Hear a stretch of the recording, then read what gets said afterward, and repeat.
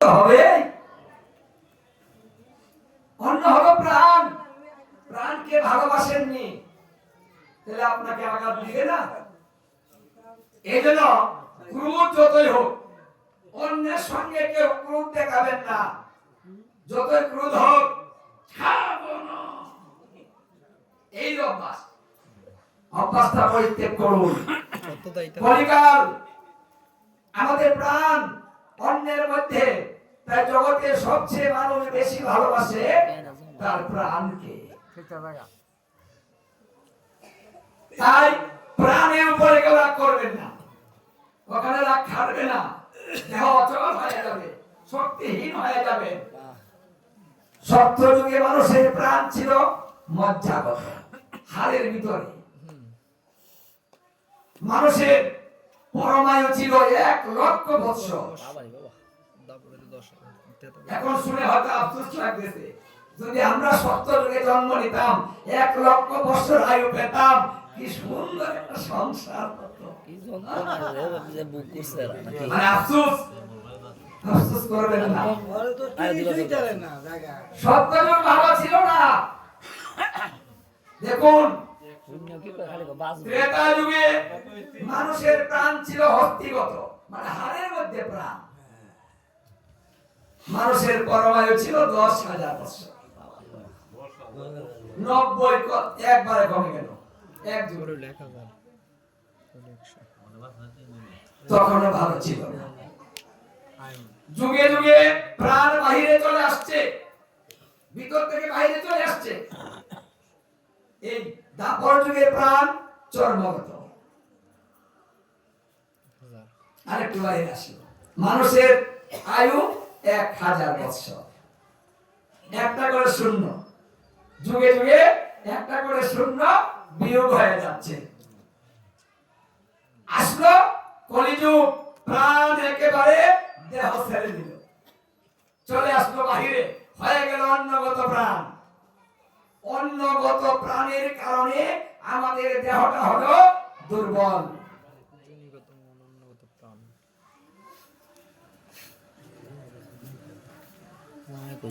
না খাইলে শেষ।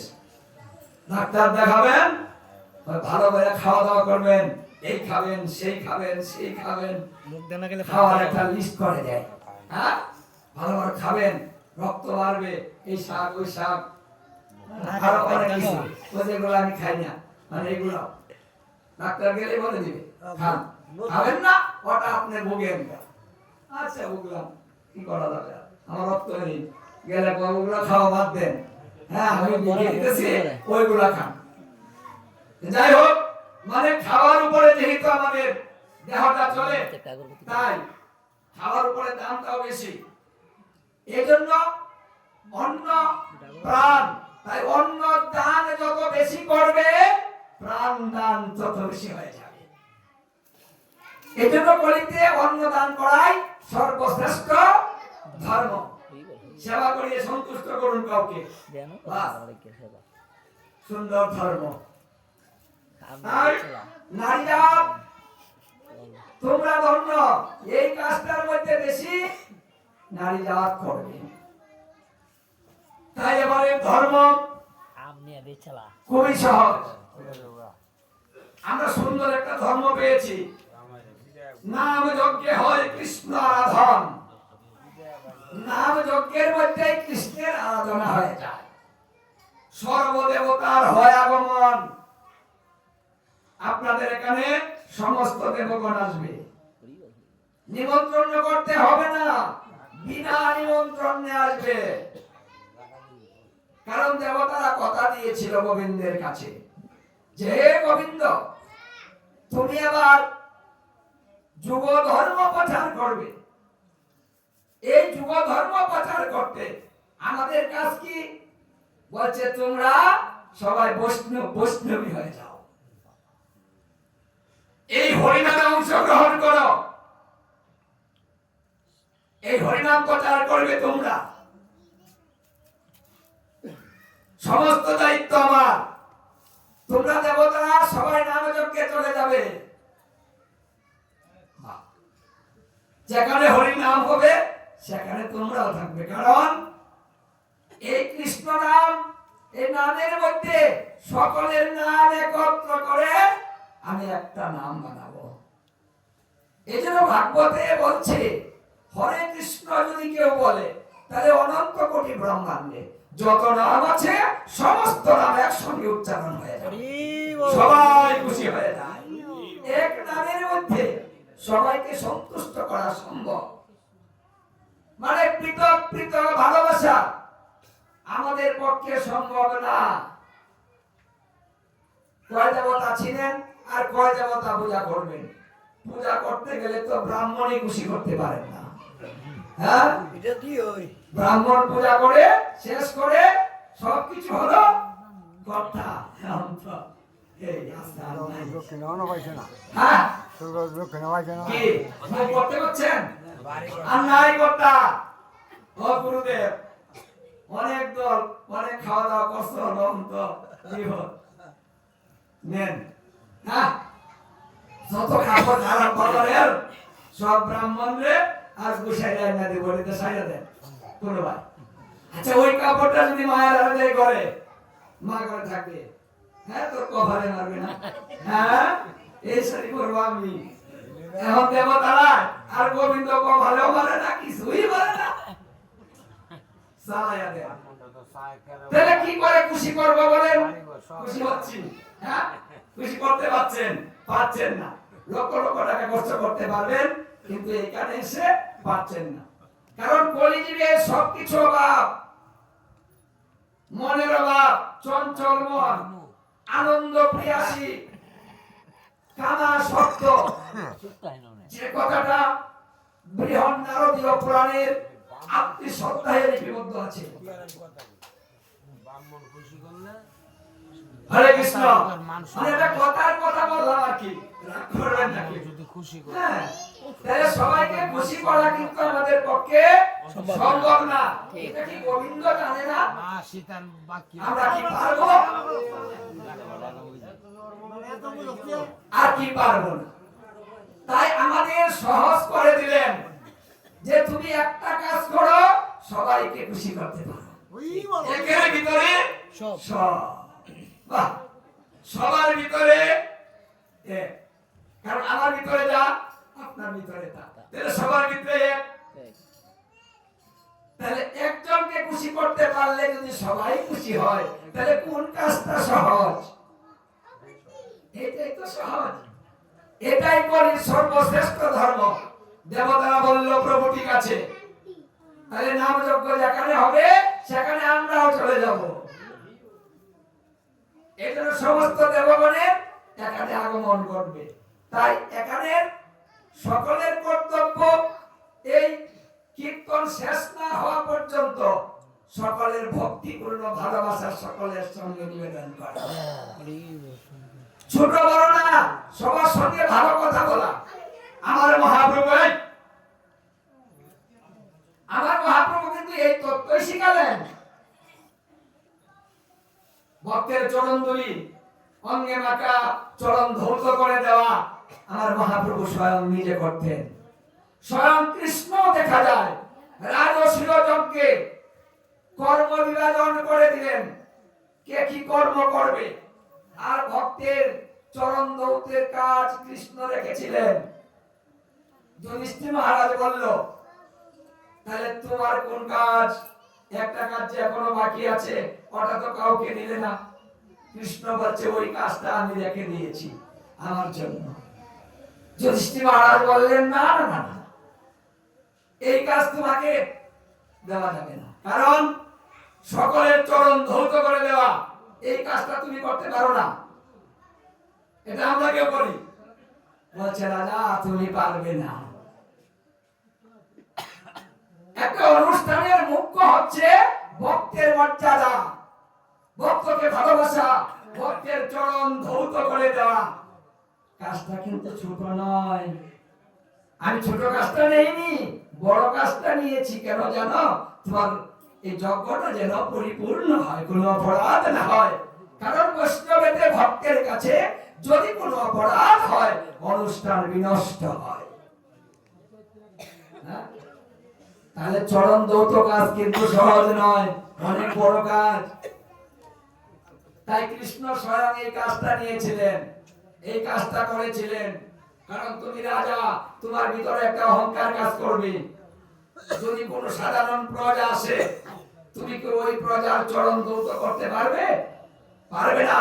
মনে মনে ভাববে, আমি হইলাম হস্তিনাপুরের রাজা, আমি তার চরণ ধৌত করব। আর তখনই তোমার রাজস্বীয় যজ্ঞ বিনষ্ট হবে। এই জন্য এই কাজটা অনেক বড়। তাই এখানে সর্বদেবতার কৃপা, ভক্তের কৃপা, সাধুগুরু বৈষ্ণবের চরণ ধুলি সদা সর্বদা সবাই লাভ করতে পারবে। কারণ এখানে নব বৃন্দাবন, যে বৃন্দাবনের কথা আমার রাধারানী বলেছিলেন, হে প্রাণবল্লভ, তুমি মত্তলোকে যেতে চাও, আমি তোমাকে যেতে দিব না। কৃষ্ণ বললেন কেন? বলেন যেখানে বৃন্দাবন নেই সেখানে তুমি যেতে পারবে না। বৃন্দাবন ছাড়া তোমাকে কোথাও যেতে দিব না। শ্রীকৃষ্ণ বললেন, রাধারানী যদি মত্তলোকে বৃন্দাবন হয় তাহলে? রাধারানী বলল, যদি বৃন্দাবন হয় আমি রাজি, আমি নিজেও যাব, তুমিও যাবে। বাহ! তখন কৃষ্ণ নিত্য বৃন্দাবনের সমস্ত কিছু এই মত্তলোকে প্রেরণ করলেন এবং বললেন, রাধারানী এখানে আরেকটা কথা আছে, পৃথিবীতে অসংখ্য নব নব বৃন্দাবন হবে, সেখানেও তোমাকে নিয়ে যাব। অসংখ্য বৃন্দাবন হবে। কোথায় কোথায় হবে? তখন তিনি কথাটা বলে দিলেন, যেখানে হবে নাম সংকীর্তন, যেখানে হবে গীতা ভাগবত অধ্যয়ন, আর যেখানে হবে সাধুগুরু বৈষ্ণবের আগমন, সেখানেই হবে নব বৃন্দাবন। আপনাদের এখানে সেই নব বৃন্দাবনের সূচনা আজকে থেকে শুরু, মহন্ত বিদায় পর্যন্ত এখানে বৃন্দাবন। এটা কারো ব্যক্তিগত নয়, ব্যক্তিগত বাড়ি নয়, ব্যক্তিগত গ্রাম নয়, এটা সবটাই এরিয়াটা বৃন্দাবনে পরিণত হয়ে গিয়েছে। এই বৃন্দাবনে কি হবে? বলছে রাধারানী, বৃন্দাবনে আমি এবার সদাই হব, আমার বেচা কিনি হবে, আমি তোমাকে নিয়ে বিক্রি হয়ে যাব।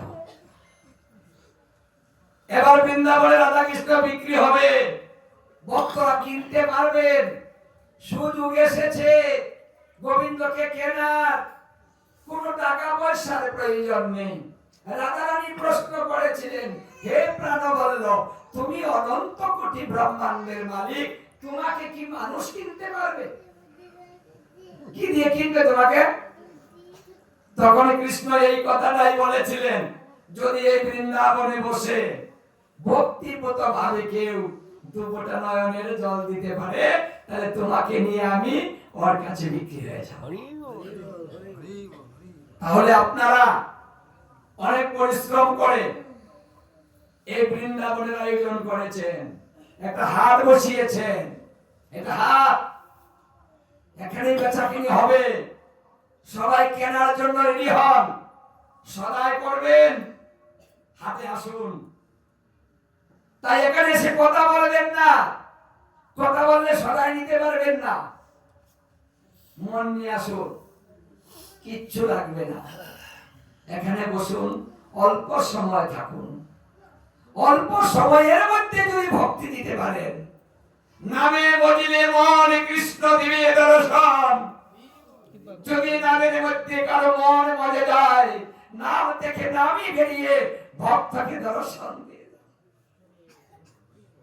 আমার মধ্যে, আমার নামের মধ্যে কোনো পার্থক্য নেই, আমি একাকার। এবার জীবকে তিনি এত ভালোবাসেন, ভালোবেসে তিনি নাম রূপে অবতার গ্রহণ করলেন। নাম রূপে কলিকালে কৃষ্ণ অবতার, সর্বযজ্ঞ হইতে কৃষ্ণ নাম যজ্ঞ সার। নাম রূপে অবতার স্বরূপ তিনি প্রত্যেকটা মানুষের জিহ্বায় বহন করছেন। কাছে চলে এলেন।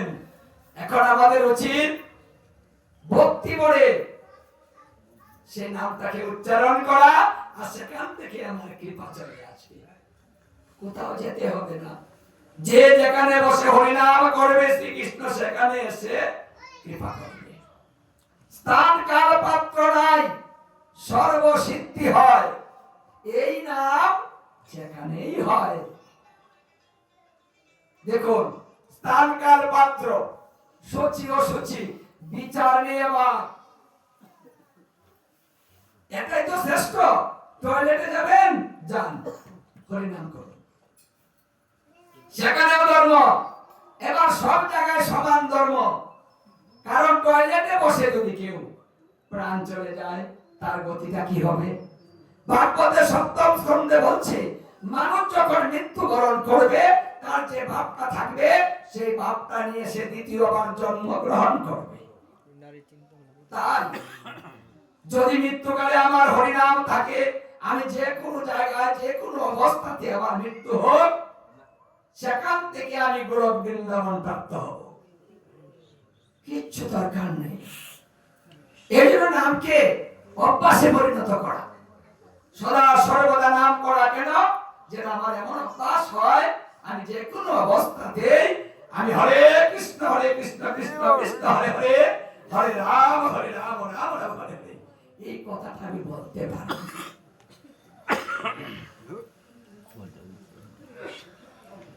তাই ধর্ম সহজ। তাই আপনাদের আয়োজন খুব সুন্দর। এখানে যারা অর্থ দিয়ে সাহায্য করে, গোবিন্দ তার প্রতিকৃত হয়। যারা শ্রম দেয়, তাদের প্রতি গোবিন্দ প্রীত হয়। যারা ভিক্ষা করে, তাদের প্রতি ঋণী হয়। যারা সম্মানটা বিকিয়ে দিয়ে মানুষের ধারে গিয়ে বলে, আমাদের কীর্তন হবে, কিছু দেন তো, তখন কি বলে? আরে বেচা কিনে হয়নি এখনো, যান যান, পরে আসেন, যান। 10টা 20টা টাকা দিলে 2-3 বার ঘোরাবে। আবার গেলেন, দাদা দেন। কীর্তনের দাদা, দোকানটা খুলতে পারি না, বাপরে বাপ। দাদা কি করবেন বলেন? এই তো করতেছি। হ্যাঁ দেখুন, ওখানে রাগ করে চলে আসতে পারবেন না আপনি। হ্যাঁ দিবি না, না দিবি তো হ্যাঁ দাদা দেখুন, আমার গোবিন্দ বলছে, দেখ আমার জন্য নিজের সম্মান ওটাও ছেড়ে দিয়েছে।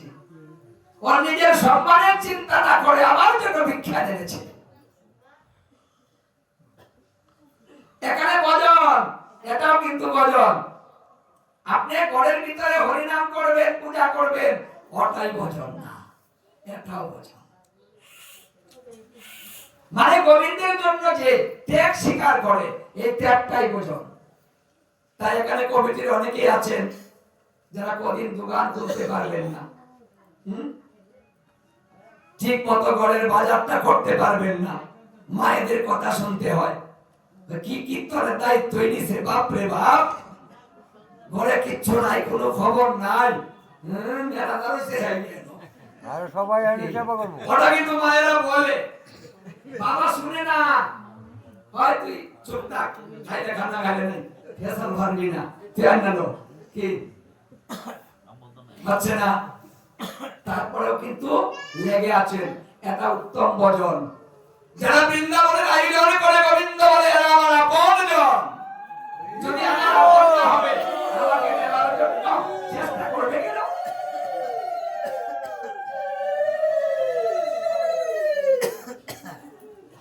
আর বৃন্দাবনে যারা আসবেন, এখানে যে কোনো কাজ করবেন, তার বেতন পাবেন।